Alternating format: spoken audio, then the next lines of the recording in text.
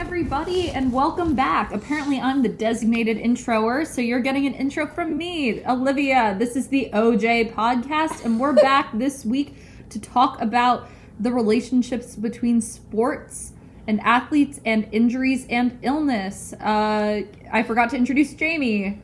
Yeah, obviously you're going to do the intro. You've been doing it every time, and you've been doing so well. I mean, I'm better than what you would be doing, for sure. Oh, yeah, I don't listen to podcasts, which is very ironic. How are we supposed to start a podcast if you don't listen to podcasts? I watch them. They need to have visuals. I mean, I get it, but I mean, I mainly listen. I do watch from time to time, though. It depends on the podcaster. Like the Williams podcast I watch, but I have to watch it on YouTube as background noise. I've only ever listened to like one sports-related podcast, and it was one on the Celtics. I think it was Celtics Sports or whatever, like the past few years, and then I didn't listen this year because I was busy in school, and also it was Survivor season, and I'm much bigger on Survivor podcasts for obvious reasons. Yeah, well, this episode's a little bit more of a serious one, since it is talking about relationships with sports and injury/illness. This idea just came to be, one, because we are athletes ourselves, and two... Retired athlete over here, actually. Oh, before you wouldn't let me say that. I'm retired. Oh, you wouldn't let me say NARP. No, I'm retired. Not athletic, normal person. Or wait, regular person. Whatever. But yeah, so we have some experience with our own injuries and illnesses, and obviously we watch sports, so we see it a lot. And I think, well, one of the biggest things is seeing it a lot also changes even how you perceive it for yourself. I think that's a fair statement, for sure. Like, you see someone on TV pushing through the injury, so you feel like you need to. I do not condone playing through injuries I don't either. As someone who has done so. I think if you actually talk to any real doctor, they will recommend against it because it is better to let yourself heal.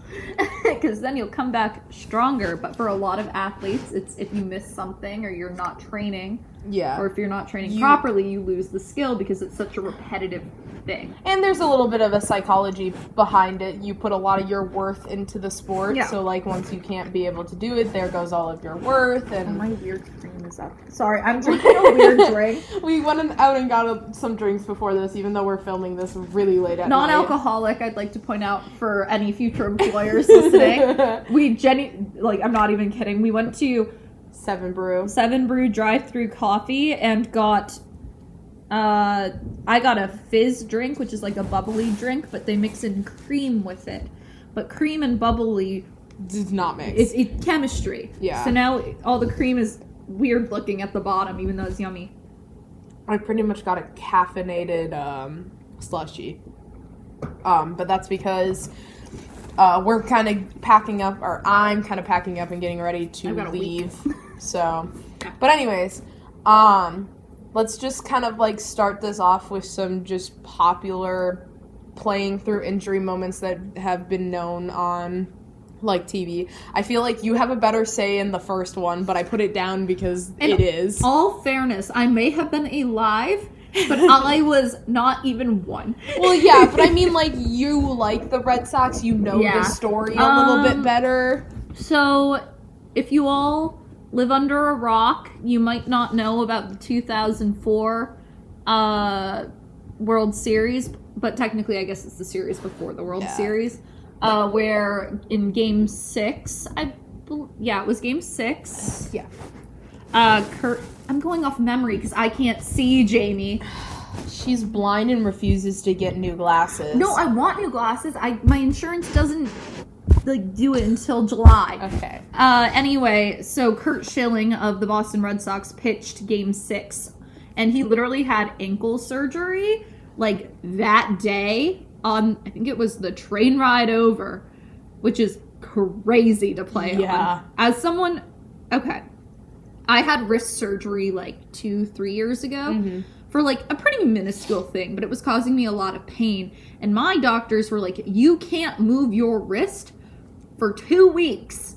And this man's over there walking on a surgeried ankle, throwing pitches and like running after like one bunt ball, but he still ran. And it's like, he's bleeding out of his sock. And they win the game, by the way, so... Yeah, he's not the greatest blood. guy afterward, but like, yeah, a hero in Red Sox culture. Like it's see that crazy. blood. It that was not crazy. ketchup. Can confirm. Some other ones. I think if you know the golfing world, I don't. I googled this. Tiger Woods in the 2008 U.S. Open. He won while having a broken leg and a torn ACL. Ouch. Brett Favre, I put him in here because I'm a Packers kind of fan. This was when he was in college, though. Yeah, kind of. 5 weeks after a car crash where he lost 30 inches of his intestines. He was quarterback for Southern Miss and beat Alabama, which is their biggest rivalry, in 1990. Ole Miss. And is that what you said? Ole Miss and Alabama. Okay. And then we have Elena Del Don for the Washington Mystics. I had to add a woman in here, obviously. Had a herniated disc and barely could run, but played through the decisive 2019 WNBA Finals. Finished with the most points at 21 points, 9 rebounds, and no turnovers. And she, barely could move.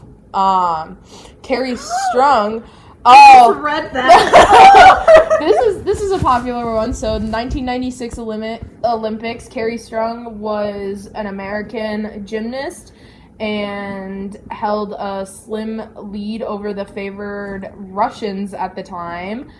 She then proceeded to break her ankle on the first vault attempt, but proceeded to do her second attempt before winning gold for the U.S., which beat the Russians. Well, I have one not on the list that I would like to add that I just thought of, but I don't know how much it, technically fits. But you know Nancy Kerrigan, Tanya Harding, and the figure skating thing? Yes. Nancy Kerrigan had, a pretty bad knee injury from getting hit with a pipe. And, I mean, granted, she was pretty much healed by the time the Olympics came, but she obviously trained differently, but she trained through it, so that's an example. The other two I wrote down, but I just wanted to throw in another woman just for you. I did Kevin McHale playing on a broken foot for the, I believe it was the NBA Finals, or at least the playoffs in 1987, which... Obviously, playing on a broken foot, he still walks with a limp now. Because you're not supposed to do that. And then I also brought up the first thing I actually thought of was the Pistons' Isaiah Thomas in I believe it was 88 for the NBA Finals I believe it was game 6. He completely messed up his ankle, massive twist, and then he goes out and I think has the NBA Finals record for most points in a quarter.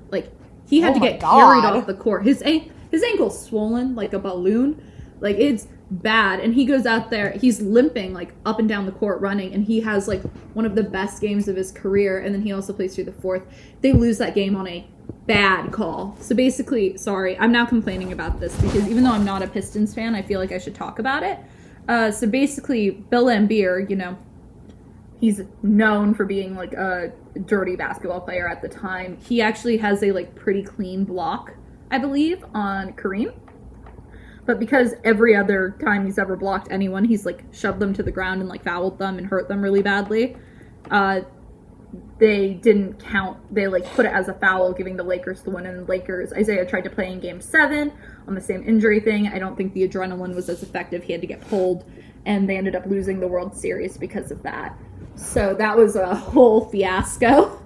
Damn. Yeah, crazy. Isaiah Thomas was on the Pistons. Oh, she moved the thing. I had the other Isaiah Thomas on the Celtics for a modern day example. Or a former Celtic player. I didn't move it. There's two. Because I remembered, so I guess we'll get into modern day stuff. So, I think yesterday or 2 days ago, was the end of the college softball World Series, and it was between Texas Tech and UT Austin, and one of the players, Maya Scott on UT Austin, played in the final decisive game with a torn ACL. Do not play on torn ACLs. I feel like that should be pretty common sense. They're pretty bad. A lot of people say that you don't feel anything after it gets torn, so like they're I think it's still damaging, and I still think you shouldn't do it, but like a lot of people do say that. Some other ones that I just kind of, these were just ones I kind of thought of off the top of my head when I was writing them down. William Contreras, the catcher for the Brewers, fractured his finger of his catching hand. And he's a catcher. At the beginning of this season. I don't know. He still has continued to play, so I don't know how well that's healed. Well, actually, when I went to my wrist doctor, he said the injury people most ignore are things to your hands, like wrist, fingers. And he thinks that's a really bad idea because those are technically what you use the most on your body. But people just ignore them, so they let it get worse. So that's why hand, finger, wrist injuries are so persistent. It's because people ignore them when they happen, and they get worse. So he'll probably have a lot of pain in the future. Probably. According to my wrist doctor. Who actually also questioned me about how I felt about trans people in the pool, which was really random and not something I expected to talk to a doctor about. That's interesting. He did a good job on my wrist. Especially because I think swimming is probably the most controversial sport. I think that he found out I was a swimmer because he was asking me what I was doing to, like, the get to know you thing. And that was what was on the news at that time, and obviously, like, it's still, like, pretty prevalent in the sport. The most controversial. I think you and I are both, like, whatever. I don't give a fuck. I don't care. But he was shocked when I was like, oh, I don't care. Yeah, and I was like, he's like, really? And I'm like, no. Yeah. I don't know. I know trans people. Yeah. I don't care. The person who actually kind of prompted this idea a little bit is Lance Stroll, who we found out a week ago that This was more than a week ago. It was only a week ago. Time flies. Because qualifying for Spain was last week we on found Saturday. Out beforehand when we were watching Drive to Survive. Oh, you mean modern, current. What he just... Oh my god. Okay, some of the modern examples I gave are from like 10 years ago. Oh my, that's not modern! I didn't know! But anyways... it was announced that he would not be driving in Spain in the Spanish Grand Prix because he was having pain in his wrist for 6 weeks from his previous injury back in 2023. Which I would like to say, my wrist doctor did say this is what people ignore, and he continues to be proven correct.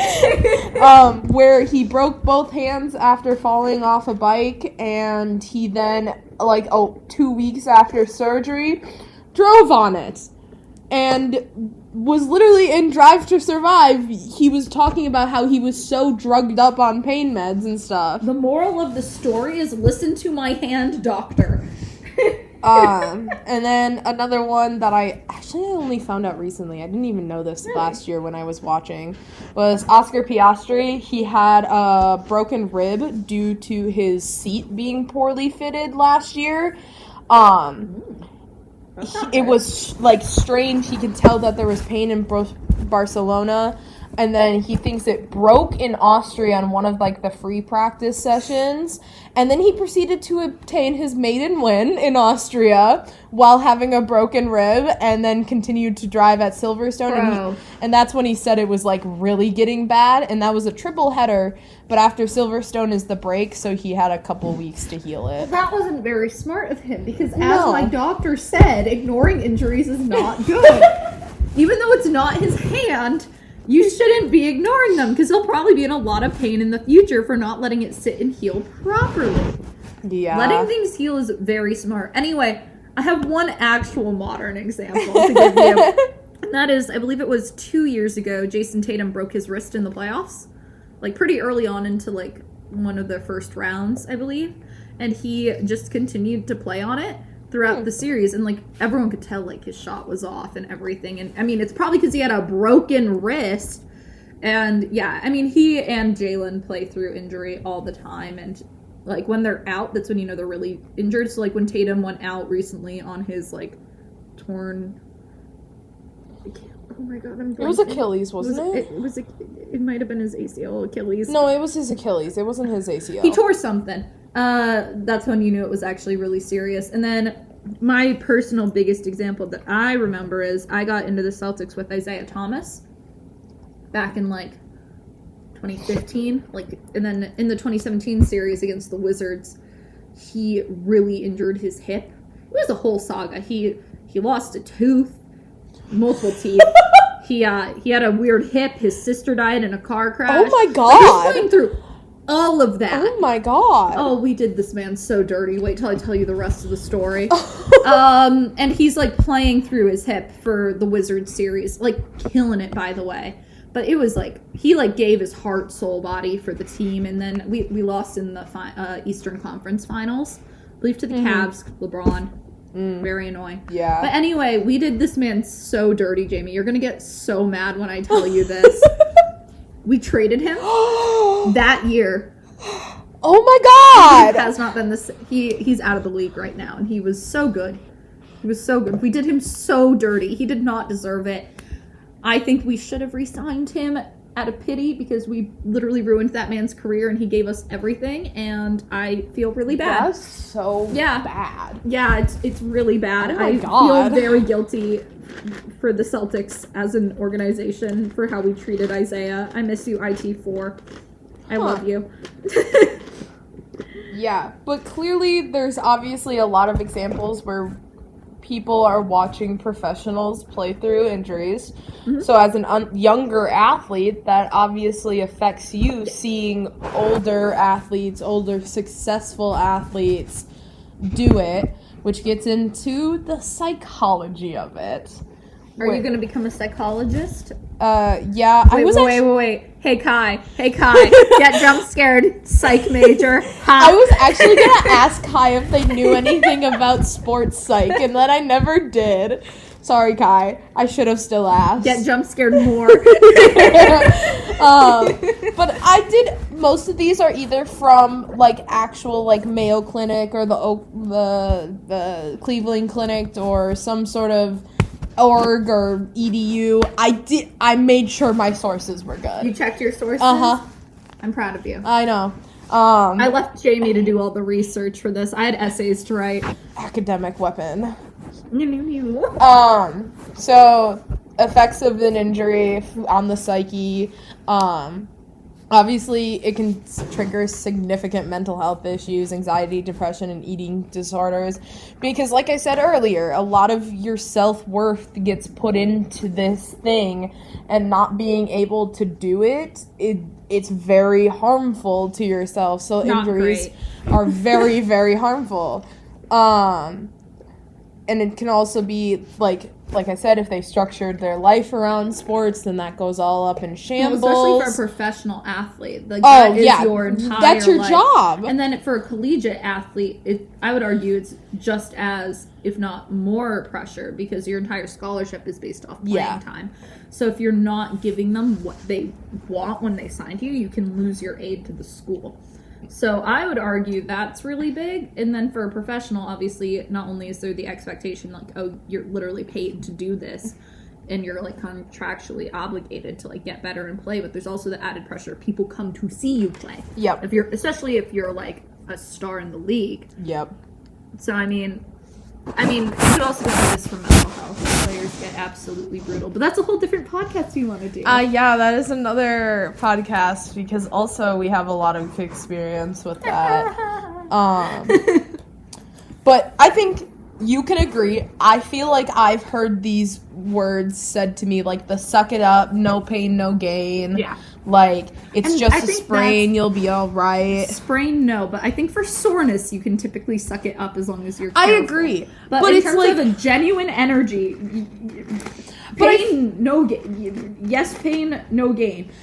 But I feel like even, like, you tell your coach, like, oh, I'm in pain, and it's just like, a lot of the sources were like, athletes tend to struggle to distinguish between a real injury and just being sore. But like, still, you hear that, like, the no pain, no gain, or the suck it up, and so you really internalize it, especially if you're hearing it at such a young age. Yeah. And I feel like I remember hearing that when I was back in 5th grade, like, really just starting out playing sports.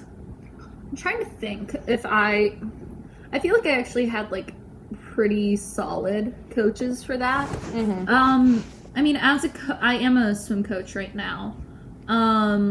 Or I guess in the summer it might become a more common thing depending on after I graduate, but there are some times where kids are like crying over like I'm a swim coach, hitting their hand against the wall too hard, and it's like, okay, you can calm down, like your hand's not broken. It stings. But like if you see a kid who's like, you can normally tell when something's actually wrong. So I think in that regard, like, whatever. But because like, sorry, like little 6-year-old Timmy, like you bonked your hand on the lane line. I've done it a billion times. Oh God, yeah. I don't care, man. But like, if little Timmy never cries and little Timmy accidentally whacks someone else's hand, and now little Timmy's like clutching his wrist, like, you know something's potentially wrong. Sorry, little Timmy, you don't exist, but I'm calling you out. Some other reasons why people still continue to play. We obviously already stated financial reasons as one of them. Ego, driven by like the psychology of needing to be tough. Or it's a sacrifice, continuing to play for the sake of the team. Like, I would say that's what happened with Mikhail, Thomas, both Thomases.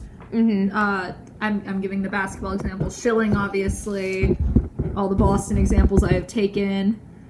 And then obviously media and outside pressure as well. I don't know if that's on your list because I'm still blind. Well, there's also, I didn't put that on there, Yeah. but yeah, media and outside pressure too. Like, it's just, there's a lot being put on you, and it's like, when this thing happens, it's just like, what do you do? You're letting the team down. You're letting Yeah. us down. Like, luckily, we play, we compete in non-team sport, but like, I mean, you still get it with relays. you still get it with relays, but like, I understand the like needing to be there for the team kind of aspect of it, the It's loyalty, less so in swimming, but like, it's still there. feeling the pressure to perform or to have a warrior mentality. I feel like I've heard the warrior mentality so often. I just went to Coach from Survivor. Oh and my this God. one specific scene where if you're a Survivor fan and you somehow found this podcast, let me know if you want me to do a Survivor podcast. But also, there's the one scene with Coach on Exile Island in Tocantins. And he just has the warrior mentality, Jamie. Oh my God. It's so funny. But like, that's another thing you were saying, coaches respect, like, there has been signs that coaches respect athletes who play through the pain more than others. Which is bad. Yeah. I'm gonna say everything we are saying here is bad. It's a little Prioritize hypocritical yourself. when I start talking about my own experiences, but You see, the thing is, though, is that we are a victim of the societal expectations and pressures. So that's why you share your experience, so you can help break a cycle. We're being activists, Jamie. We're sharing. Yeah. Coaches have been seen to encourage playing through the pain and laughing it off, being like, "Oh, you're fine." I've done that for mental health too. Oh, that yeah. one's arguably worse because it's non-visible. Not worse, but like, I'm gonna save my story for the mental health video. But like, I've had direct experience with that. Yeah, And I have like a professional diagnosis. Yeah. So it's incredibly frustrating. Yeah. But for college athletes specifically, 90% have reported some sort of sports-related injury, and 54% have reported they played through it. I think you and I are both in that 54%. Yep. Let's go, Jamie. I indeed have been. But once again, it is that cycle of like Yeah. needing to I mean, perform. my example that I'll share later, like the main one, the knee. I was given permission by doctors to swim through as long as I avoided one string. So like I was technically like playing through injury, but I don't think it counted too much because I wasn't doing any real damage. Yeah. But like, I know for you, like it actually could be more damaging. Maybe. But there's obviously consequences to doing all this. My hand doctor said it. You can worsen the injuries because obviously things are all effed up where that injury is, and so just letting it continue to be effed up is just gonna eff it up more. Go to your trainer. Yes, I love my trainers. Nevada. You can start playing with poor form or posture because obviously Which adds some further injury Yep. elsewhere. Yep, it can F up things other places. No, there was this girl on my old team who was a brushstroker, right? And she did something to her hip, I believe. Yep. And then she didn't do the proper stretching and PT, Yeah. which means when she got into the water, she would start overcorrecting elsewhere, which ended up messing with her knee. And then she had double injury. And listen to your doctors. Oh, guys. yeah. As someone who is a breaststroker, the hip to knee to, like, ankle problem sucks. Sucks. Because just one thing messes up and everything's gone. Ouchies. Yeah. You start building a tolerance to the pain because the more you deal with it, the more you don't realize it's happening. You just kind of let it go. Yep. Yep. Yep.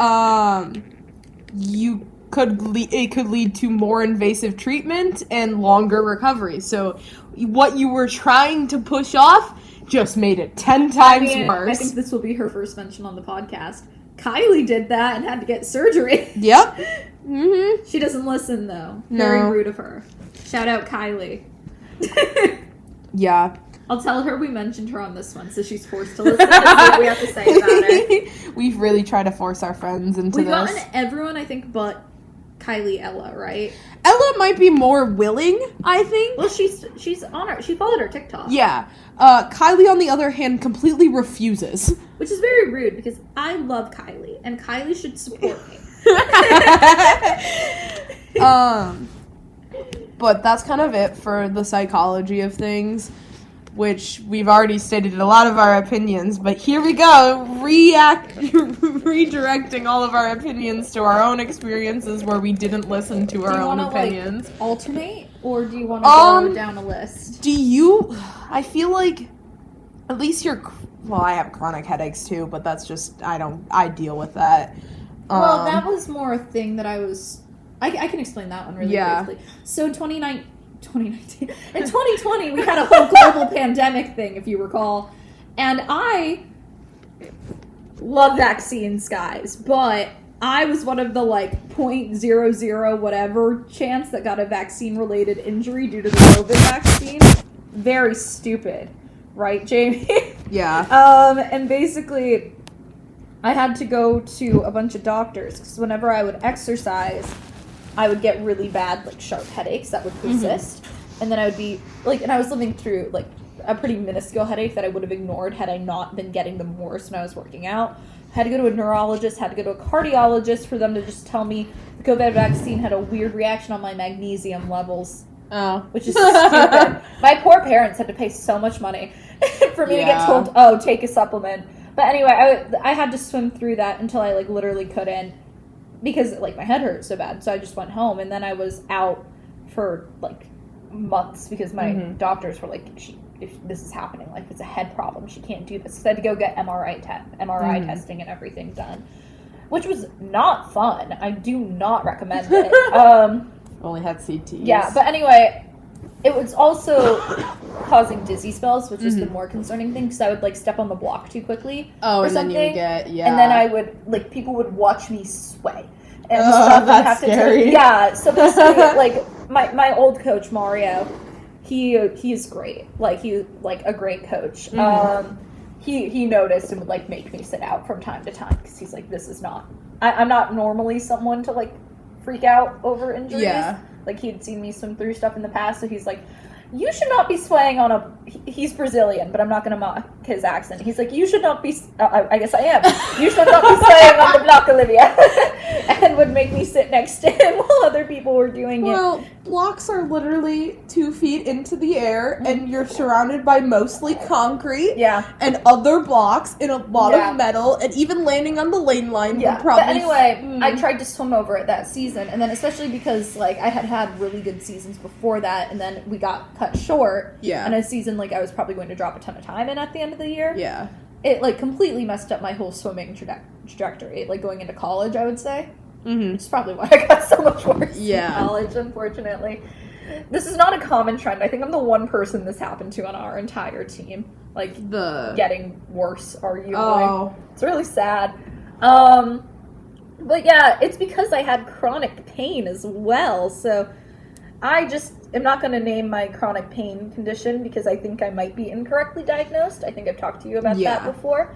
But basically, I have a lot of chronic joint pain, which leads to me really struggling to move from time to time. So I've actually been forced to self-advocate more than I would have in the past in terms of injury because, like, when you can't move, you can't move, man. Like, there's not much you can do because you'll turn and then you're like, I can't do this because it leads into chronic fatigue as well, and it's just overwhelming and exhausting.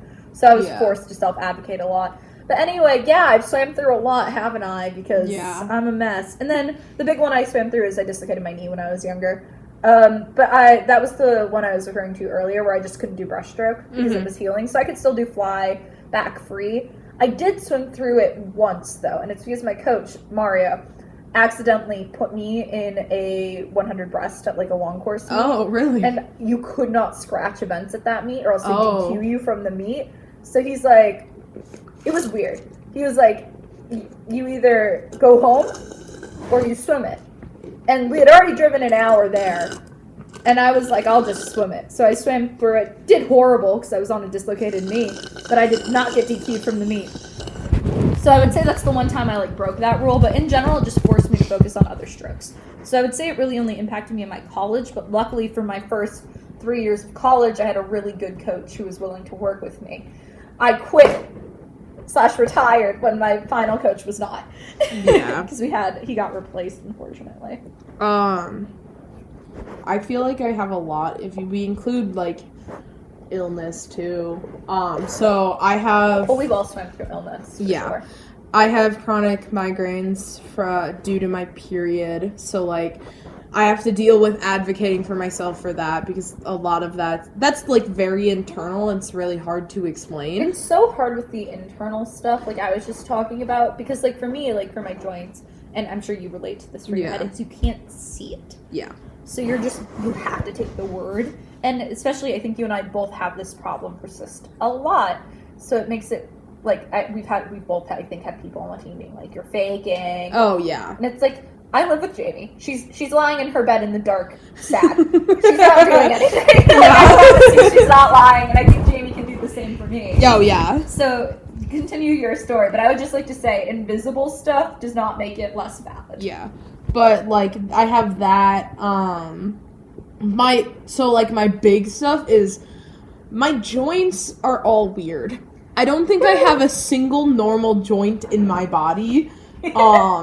So Dude, aren't joints the worst? I know. We're both swimmers, so shoulders tend to be the biggest things that happen to swimmers. I know, you've never had that problem. I learned proper technique.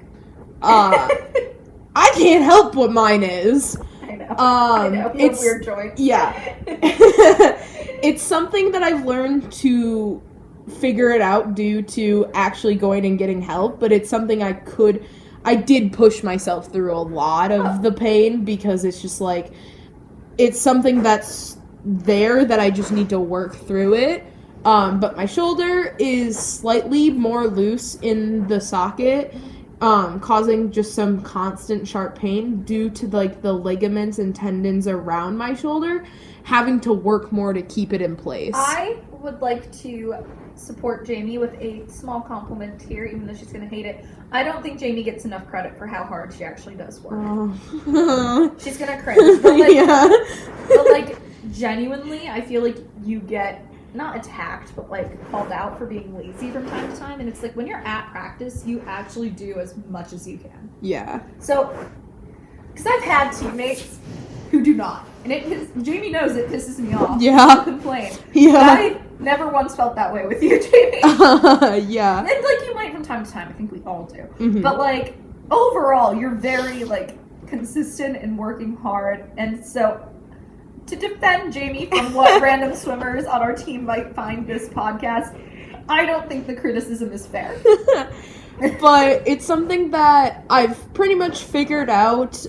Sometimes at the beginning of like the season when it restarts again, I have that pain, but it's just like I need to strengthen my shoulder a little extra and then I'll be fine. Yeah. Because once those muscles are strong enough, they're able to handle it without being like, ah!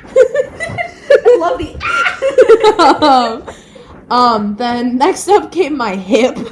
Your hips are weird. Yeah, so I don't understand them. I'm a breaststroker, which means there's a lot of hip and knee movement. A lot more than any other stroke there is, because your hips are going in circles you instead picked the of wrong up stroke. and down. So we're thinking this is the like working theory right now. It's been something that I've never really gone to a doctor, but I've gone to trainers and like chiropractors for. But no, I did. No, my shoulder. I went to the doctor. Maybe my hip too. Whatever. Yeah, I think you went to the doctor. I think I for went to your the hip. I doctor think for you my talked hip. about it. So my hip, there's like people get their hip like realigned because it's like, oh, one side slightly too forward or one side slightly too back or something like that. No, mine is a tilt. So my hip is Weird. slightly I don't understand tilted yours. too forward. So like the top of my hip is more forward than the bottom of my hip. And this is most likely due to my glutes just not working. I don't understand. So, like, why your glutes My glutes have like no strength in them, so they're unable to keep my hip in place, and which then causes a lot of pain once again for the muscles and the ligaments and everything, trying to make everything go in place when I am literally just circling my hips around all the fucking I don't time. understand your hips. Yeah, they're difficult. So strange. Yeah. The pain has gone down a lot. Once again, I've learned techniques and stuff to strengthen it due to actually going to my trainer and stuff. And then I just kind of have general knee pain due You've been to strengthening- swimming. Did you talk about swimming through your... I feel like you didn't talk about like directly swimming through it other than the fact that it like moves it. Oh, it was just like I was just swimming through constant pain. Like, my hip was constantly, like... And it was sharp pains, which is the pain that you're not... Like, that's the one where it's, like, every online source is like, those are the ones you need to pay attention to. And I went... But... Well, I also... Okay, this is kind of like a weird tangent, but I also think the cost of medicine in America makes it really hard to get help. It's actually fine for me, but Okay, we don't need to insurance talk about maybe, that. but also for the general college Yeah. student, like, you need to have a car to get to the doctor. It's hard to get doctor's appointments. You're stuck going to a trainer. A trainer might not have the same expertise as a specialist. They make it so hard. Anyway. Yeah, I agree. Continue, Jeremy. But my knees, I think it is a subset kind of my hip where my knees now also have pain from overuse. That one, I literally go to the trainer once a week and get them both my knees needled, which is painful. But it does help, and so I'm just out of practice for a day because you can't practice after getting needled. It's not good for you. But once again, it ruins it entirely, and I think it makes it worse, right? Yeah. Yeah. It would not, it just, the effects of the needling go away if you actually work out on it. And the entire point of getting needled, because it's basically acupuncture. Yeah. It's to let it sit there, rest, help with the flow. It's also just like relieving the stress and stuff. Well, I've gotten acupuncture Yeah. and needling done before, and it's wonderful. Sorry, I think I'm like just throwing in random tangents. Oh, you're fine. That's great. That's We what my love brain's random at. tangents. Because I say and a lot. I try have to noticed avoid that. it on the podcast. I can't help it. It is my favorite words anytime I'm talking about anything. It is and ah. I feel like I've done pretty good at not doing Oh, it. you're fine. It's me. Well, here's a little anecdote for you. In grade school, we got oh dang it. We got lectured in presentations, I think in like 7th or 8th grade. And they were like, I think it was for book reports. Mm-hmm. And it wasn't me, but like someone else was like going the week before me 'cause it was randomized. And they were presenting, and the teacher got up after them saying a bunch of ums and ahs and was like, like not calling anyone out, but just for future use, like don't say ums and ahs because it sounds really unprofessional. Like especially when you're presenting. And I've taken that advice to court. You've really taken it to heart. So if you listen to me talk in like normal life as well, I think I separate it a lot with like instead of or ah. That's funny. To try to separate it because I'd rather sound a little more Valley Girl and like not get judged versus being like because I'm traumatized for that one person. They know. They know. It was really bad. But a lot of the ones I just were talking about it's a lot of chronic issues just because my joints don't like me. Chronic pain. So it's like not the same as pushing through an actual injury, but I do have 2 very significant instances of injury / sickness. Just recently, actually, a couple months ago, I tore a tendon, we don't know what tendon, in my knee from falling while skiing in the off season. And so it's my knee, and when you tear a tendon, you struggle. Yes, and you struggle with movement in your knee.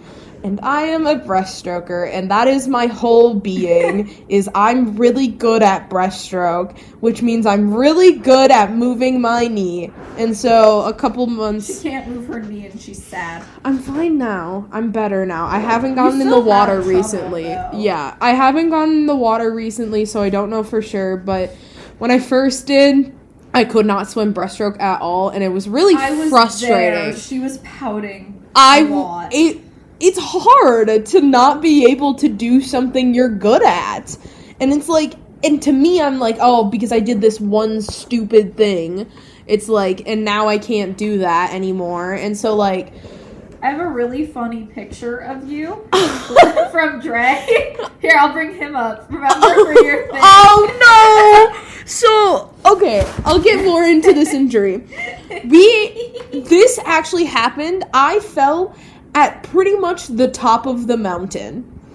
And so that meant, and at the start of my injury, I could move it. I moved it straight, but like my knee was underneath my like whole body, and like I couldn't move it because the knee that I tore the tendon on, my ski didn't fall off when I fell. Which I think was the main reason. You described this movement. Which I think was the main reason that caused it, is my ski didn't pop off like it should have. And so I was kind of like stuck.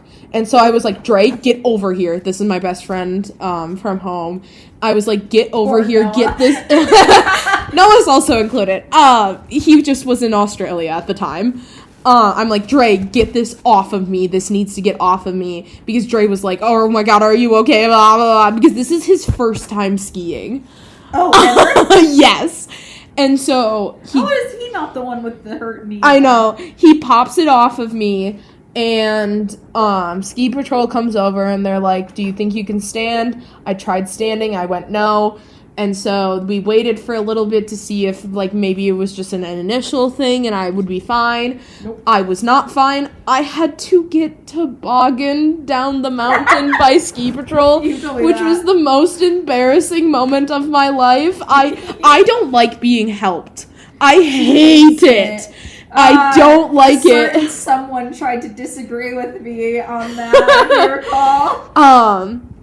I do not like being helped. And so they had to go down the mountain, and then they had to pick me up on the toboggan and put me into, like, the ambulance to get back up to ski patrol, which is at the top of the mountain. And so I had to sit in the back of the car, and it was so embarrassing, and I hated every second of it, because then Dre he had to go get my car, because I drove us there, and so I stayed in ski patrol a little bit, I iced it for a little bit, and initially the pain went away, everything went away. I wasn't in that much pain, I didn't cry or anything, I was fine, and so Dre comes and picks me up with my car, and, like, we were acting like he was gonna drive. It was my left knee, so I was able to, like, still use the pedal. Yeah. But on the way, we were like, oh, let's go get food, and on the way, I went, We're going to the doctor. The adrenaline started to wear off, and I started to shake. Oh, yeah, it was bad. I started to shake. Sorry, future employers didn't swear. And the pain started to, like, really hit me, and I was like, okay, we need to go to urgent care.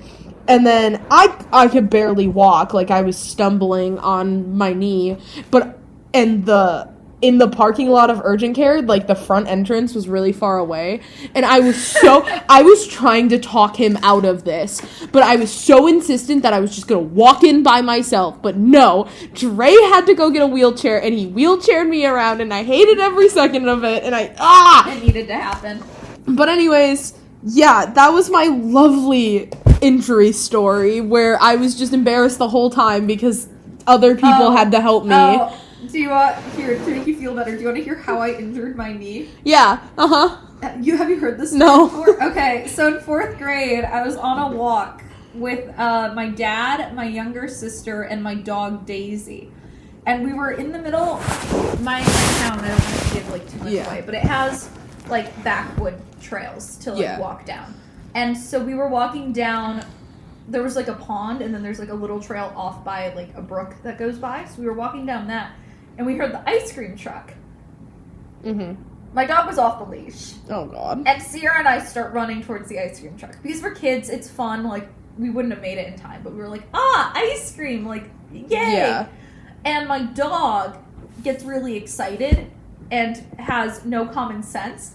She just runs into the back of my knee. Like, the back of my leg. And she takes me out. My dad doesn't have his phone. Or anything to call my mom, and we lived close enough to this place to where we had walked down my road, turned to this pond. So my dad, I can't stand up at first, so he picks me up because I'm you're strong, little, but I'm also little. And he puts my dog on the leash, and he gives the dog to Sierra.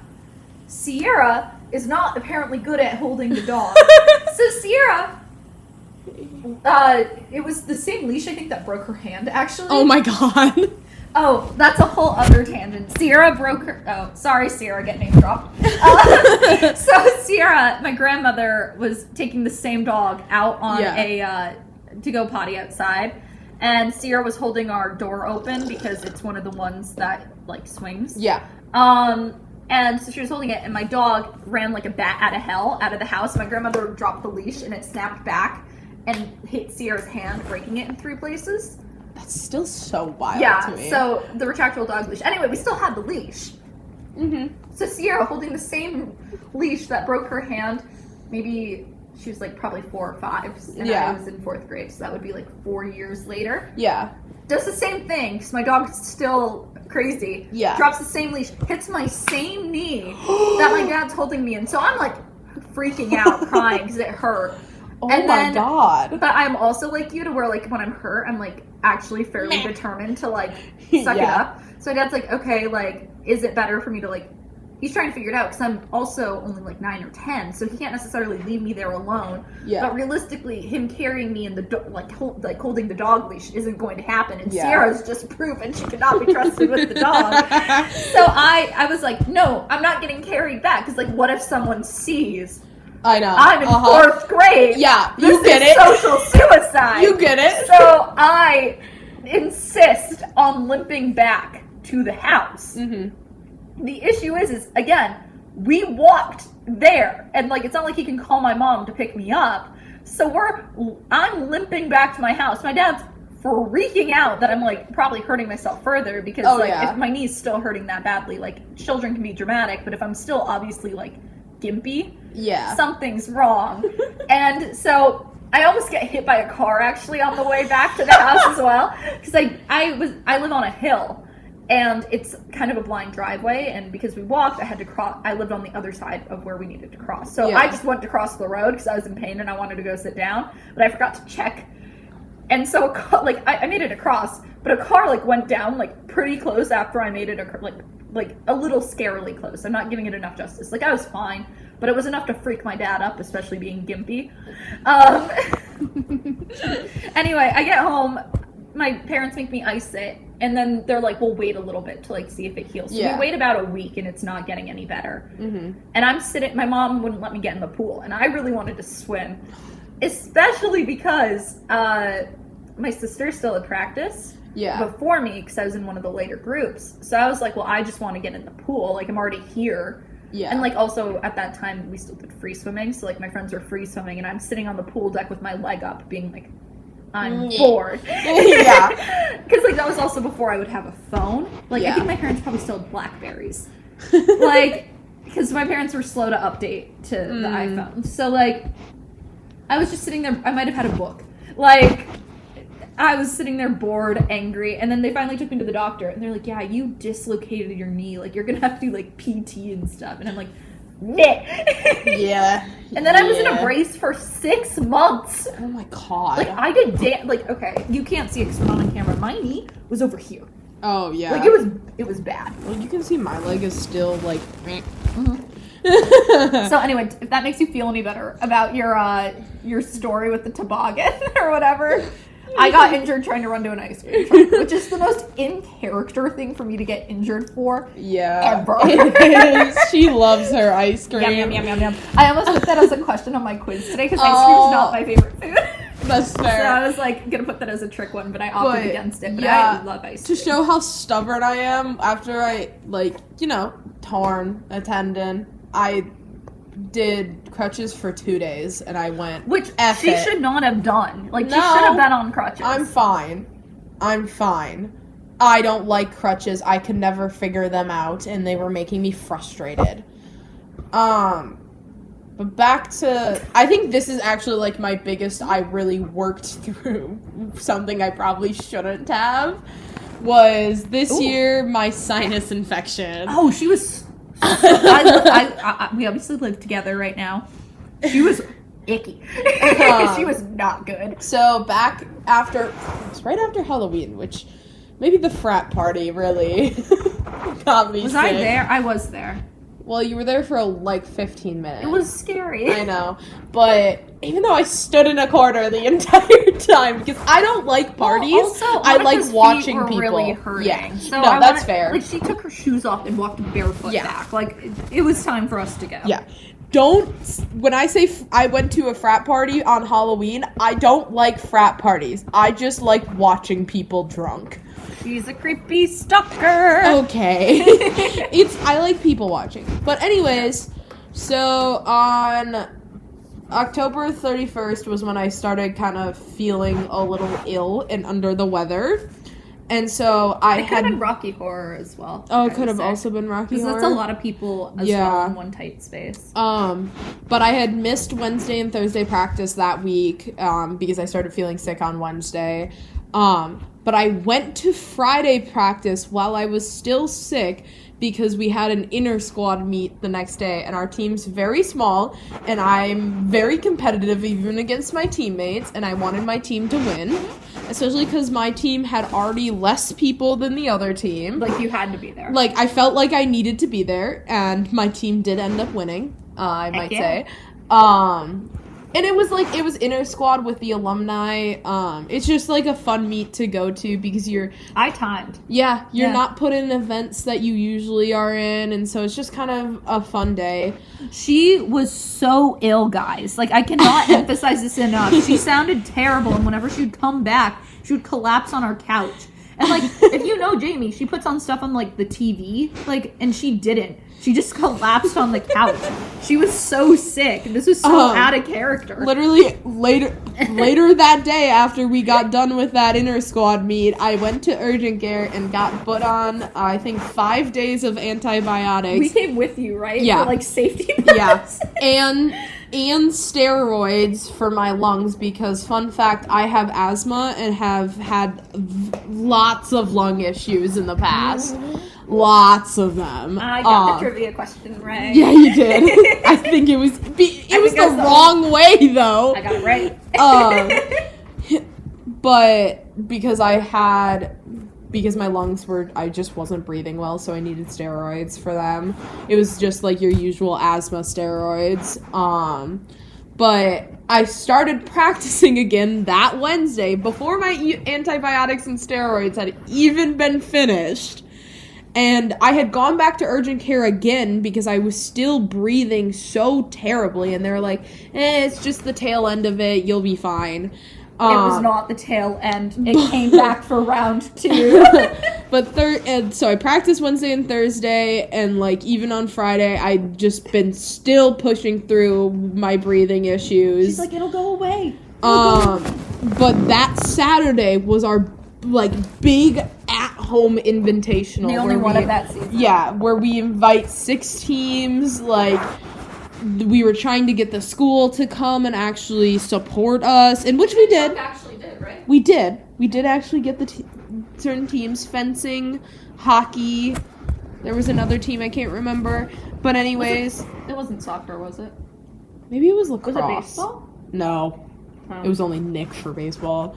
Nick first mentioned on the podcast. Yeah, and I wanted to participate, so I still dealt with my breathing issues and all of my sickness, and you could tell the entire time I was not fine. It was worth it, though, because we all got to go. Yeah, but... It was worth it for me. I swim the 500 free, which is a distance event. And you need endurance for that. And obviously I was sick and endurance was not my thing. So I was about 30 seconds off my usual 500 free time because... That should tell you how sick she is. Yeah. You do not add 30 seconds in swimming. No. Unless not even in a wrong. distance, like not even in like a mid-distance at most, event. like 15. Yeah, I was like... by the time I hit maybe the 100 mark, I was just like... like, I was not breathing well. My breaststroke the weekend was fine, but breaststroke you can breathe a lot and get a lot of air in. And so even like my 2 breast, which was the first time I had swam it that season, it was only slightly off my typical start of the season time. But overall, I pushed myself way too hard because then I continued to be sick for probably another half week. Again, guys, she was so sick. Like, it was bad. Yeah, and I cannot emphasize this enough to where, like, girl could have, like, I think you missed classes and stuff, yeah. Too. Like, you were not good. I think if I had just...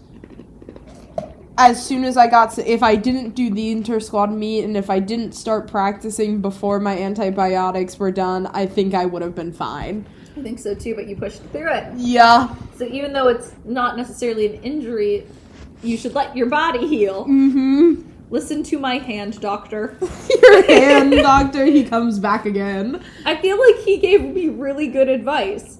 If you let it sit there, even if it's just your fingies, it's going to come back and haunt you. Yeah, and so, like, this whole podcast is just, this episode is just to kind of show, like, this is a thing, this is a stigma that needs to end. It needs to break.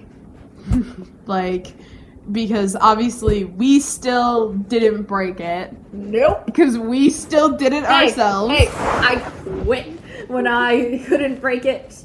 Yeah, you did. Oh, I guess I should tell my story of the coach. It's yeah. Probably a good thing to bring up to show you what toxicity in the coaching world looks like. Yeah. So you know how I had that really good coach for, like, my first coach? Like, even at school, but, like, my home team? Mm-hmm. Great coach. Mm-hmm. Made me stop when he saw I was overworking myself. Yep. I would say the coach I had for my first 3 years was collegiate athletics. Great coach. Worked with me. Made sure I was fine. We get to coach here. I think I've had a grand total of 4 or 5 coaches ever. So, like, and all of my experiences, except for, like, the first one, were, like, pretty good. This coach? I think Jamie can attest. Yeah. Hopefully she doesn't find this. If she did she listen this far? Probably not. But anyway, she was like, I went up to her because I had accommodations for my chronic pain with our previous coach. And I wanted to just go over, like, different accommodations for my chronic pain. Because basically one thing I've been told multiple times from my doctor is that I should not be lifting weights or doing anything hard compact. So that would include, like, running, for example. So, like, no lifting weights, and I'm not really supposed to run for extended periods of time because it results in more joint pain, more joint swelling, and that's already an issue for me.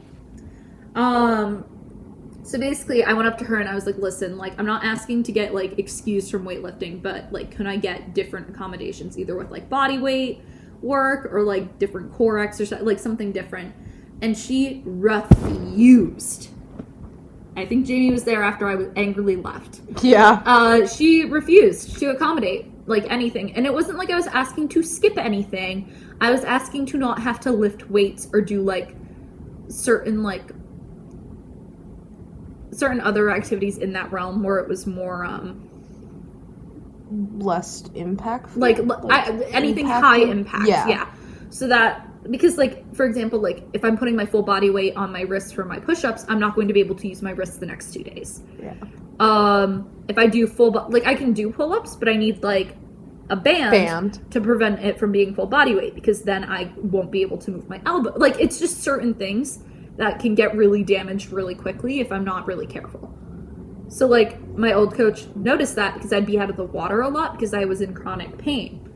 And because I have to be careful with my chronic pain, because, like, it impacts my everyday life. Like, Jamie can attest last year, like, that it leads, like, to chronic fatigue and stuff as well. Oh, yeah.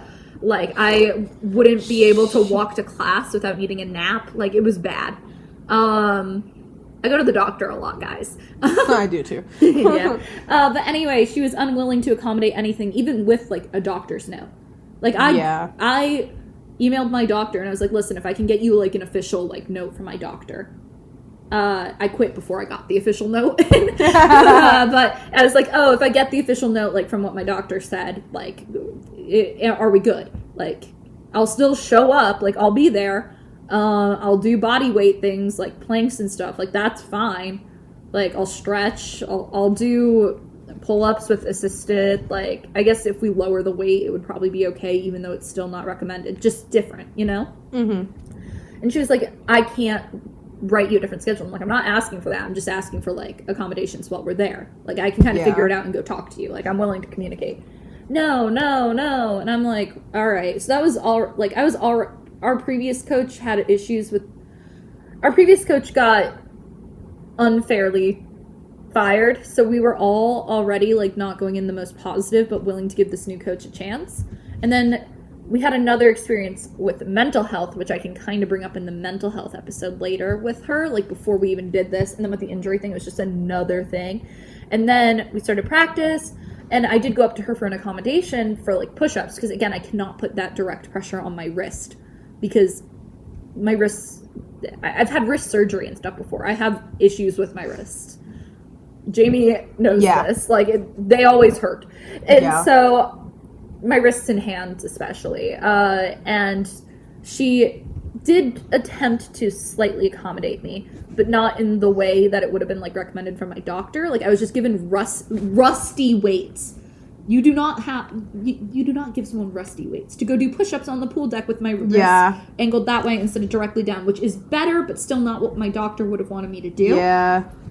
And we're on a pool deck, and it slipped. So our assistant coach, who was wonderful, and who she scared off, love our former assistant coach, saw that and made me stop because I was trying to push through it, and gave me a different thing to do to actually accommodate me. Because basically, instead of doing full body push-ups on the ground with all the pressure on my wrist, I got switched to, like, against the wall, like with my feet back to kind of switch up the angle. Mm-hmm. Perfect accommodation. Worked. Was fine. Was able to do the stuff. But she was so inflexible on switching everything on top of the other issues I had with her, to where, like, you feel pressured because, like, this is what they're telling you to do it. To where, like, she basically not scared me away from the sport. I had other stuff going on as well. Like, I had, like, a job thing that it was getting in between and everything. So there was a multitude of reasons. But I would be lying to say she is not one of the big causes. In which, like, I can attest to a lot of this. I've also had some problems with her with, like, accommodations and She's stuff. very And inflexible. she seems very disdained whenever I say that, like, oh, I need something different to do. Because another thing with my hip, as I just was dealing with how I was sitting, as I literally was getting hip pain and I had to move because of it. And you know what? I accommodated you. I sat further away on the couch. Because my hip was, like, killing me. But, so sometimes, usually when my hip is either at like a 90 or even like less than a 90 degree angle, I get it like locks up, which like causes it to be stiff and hurting. And so a lot of ab exercises have your like hips at that angle, and so I really can't do them. And so then I would ask for a different one, and she would always make me do the iron cross, which is still another thing of putting my hip at an angle where it's like I it's can't. not a real correction. Because also when my hip is at this angle, sometimes my foot goes numb. Because I think I have issues, well, I know in my hands I have carpal tunnel, but I think I also have the foot version of it where my feet also go numb very easily. I can't sit on the ground like straight-legged without my foot going numb, or cross-legged. You complain about this like, quite a bit. I didn't realize that's what it was. I can't sit on the ground because my feet will go numb. And so she loves her floor time, so this is devastating. Well, I like laying down. But it's just like having coaches that just won't even help you through pain and injury just makes it so much worse. Because it's like, well, now I feel like I'm letting my coach down and letting my team down just because I'm hurting. The issue, because I feel like she made it seem like I would be hurting the team. Yeah. And I was trying to explain to her, I'm like, well, I think swim practices are more crucial for me to be fully present in. And I have, like, again, I still have a medical stuff where I'm not supposed to use my knee for breaststroke. So I need a lot. I'm annoying to probably have to We are at a D3 college. It's fine. Yeah. But, like, my old coach was really able to work with me, and then the previous coach here was really able to work with me, and I feel like showing up to the swim practices as a swimmer, like, even though I was still planning on showing up to weight, it's like, if you are going to make me do the full weightlifting, I will not be at practice, like, 3 times a week, because I will be unable to move, and then when I am at practice, I will have to take a lot of breaks, because I am unable to move. Like Jamie was explaining, I completely lock up. Mm-hmm. Like, stuff doesn't work. Like, it's not good. So I think coaches in general need to become more accommodating, but not even accommodating, understanding and willing to work with the athlete. I think not only does there need to be a change in an athlete's mindset, but also in the coaching mindset when it comes to injuries. Because I feel like most coaches obviously played the sports themselves, so obviously they also have the precedent. She compared someone else to me, being like, well, I had an athlete do this and swim through this. And I was like, well, you used to coach at a like D1 school. Yeah.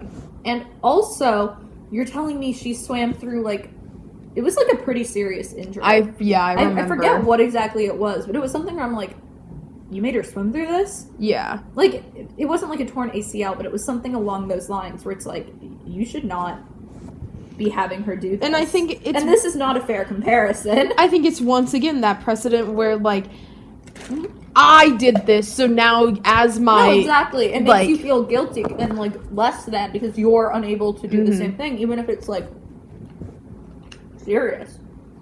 And so it's just, everything needs to be a mindset change. A lot of things need to be a mindset change in sports. And, like, that's a lot of the reason why this podcast kind of got started, was a mixture of we just wanted to yap about our things we like, but also just talk about the problems, because women in sports is a problem. Sports and injuries, sports and mental health. There's so many things. I want to do a podcast on race and sport at some point so bad as well.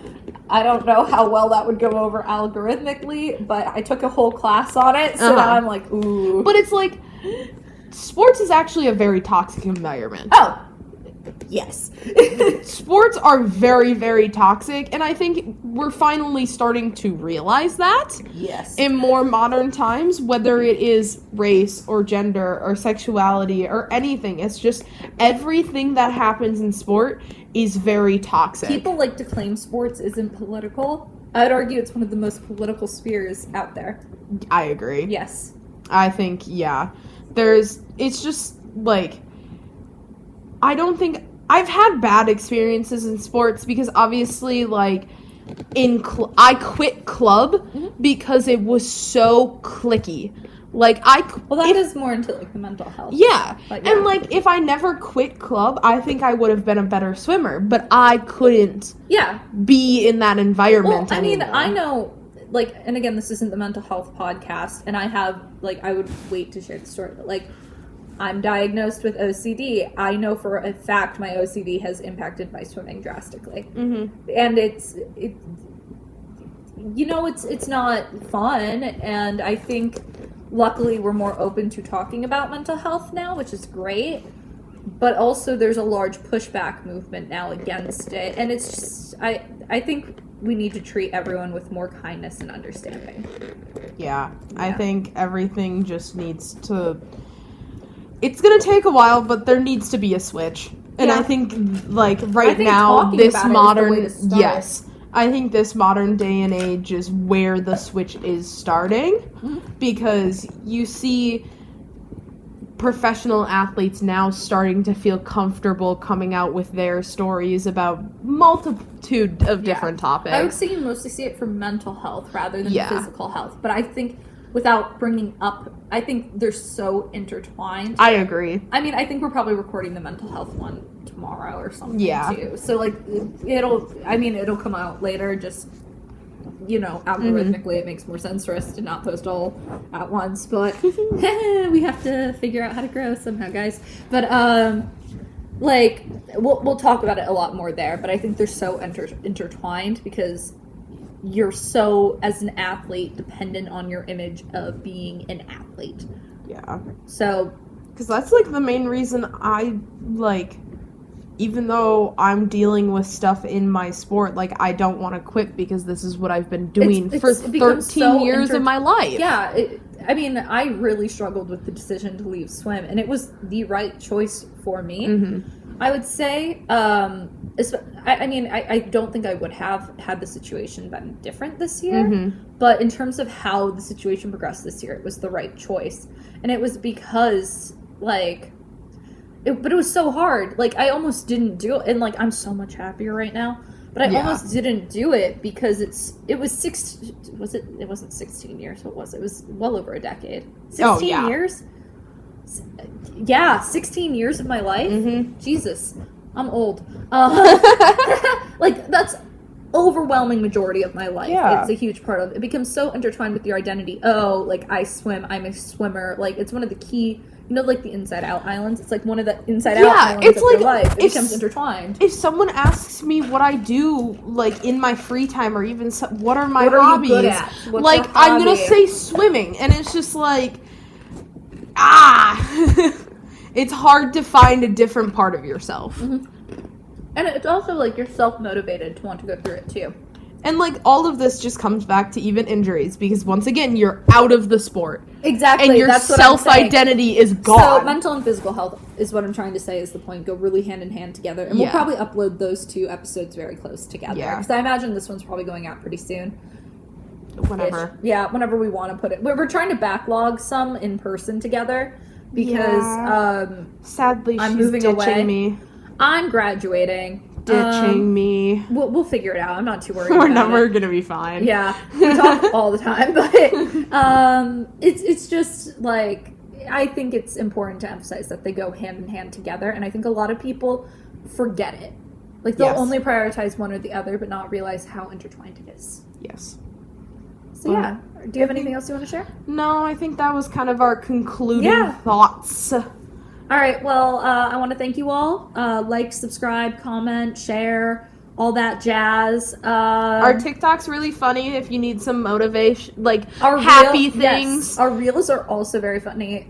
We're also on YouTube Shorts, but they're all the same things we post to our reels and TikToks. Yeah, and so- we'd prefer you go to reel or TikTok for that because it's funny.